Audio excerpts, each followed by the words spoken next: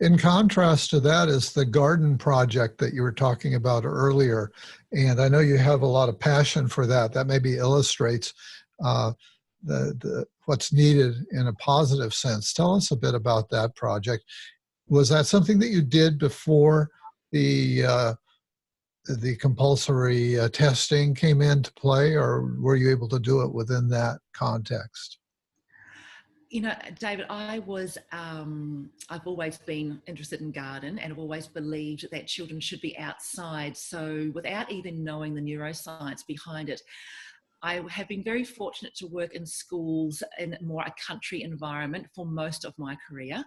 And some of the schools I've worked in, which is many, they had gardens and parks, and there was even a river on one of them where we take the students. And I noticed the downregulation of anxiety when we had the students outside.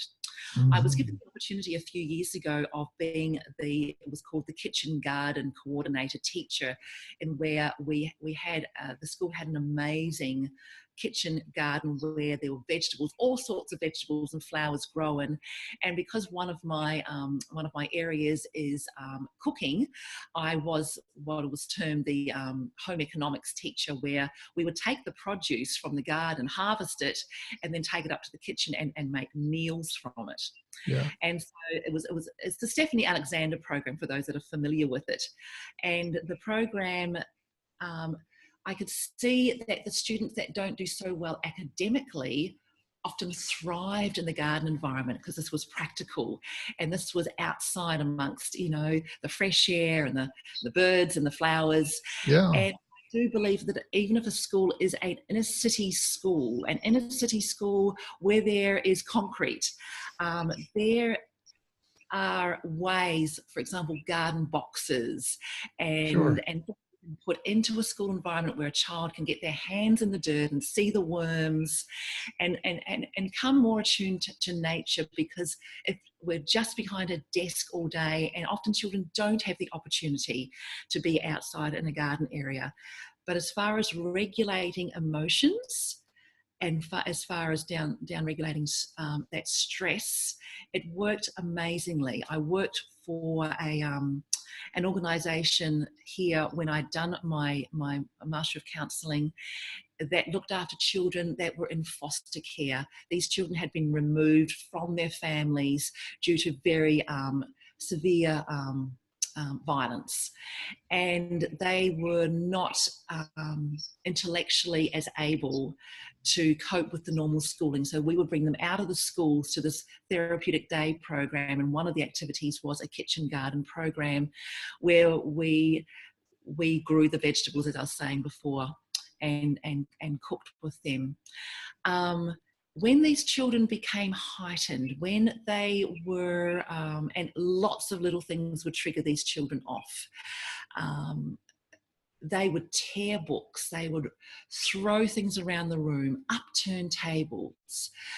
But there was really, out of all the ones we had, there was probably only two children when we gave them a choice of where they'd like to go and down-regulate their special place where they felt safe. They chose outside areas. They chose Yes, right. they chose under the trees. There was one that chose underneath a blanket inside, but the others actually wanted to be outside.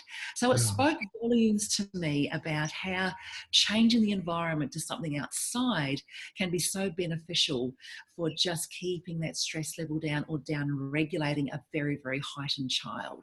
Yeah, well, just, I don't think that children were made to sit in rows all day, you know, No. working at a desk or something like that. They were just developmentally, they should be outside, they should be playing and jumping and getting exercise. And I love about your garden kitchen project is that they get to engage in something where they can see an end result, that they Yes. can create something that is useful. And can you imagine the self-esteem enhancement there, David, when they have nurtured Sure. vegetables, nurtured and weeded and got their hands dirty, and then they pick this produce and they know that they have contributed. So it's this feeling of, I might not be the smartest kid on the block at maths. I might Yeah, struggle with learning times tables, but to achieve in a garden environment where there is success, and where I'm eating the carrots I grew, and I'm eating the lettuces that I nurtured, is a very powerful learning. And we can, it's not just that program, we can take our math students out there, and we can do our our maths program in the garden with our sure. measuring. It's not just a sole program on its own.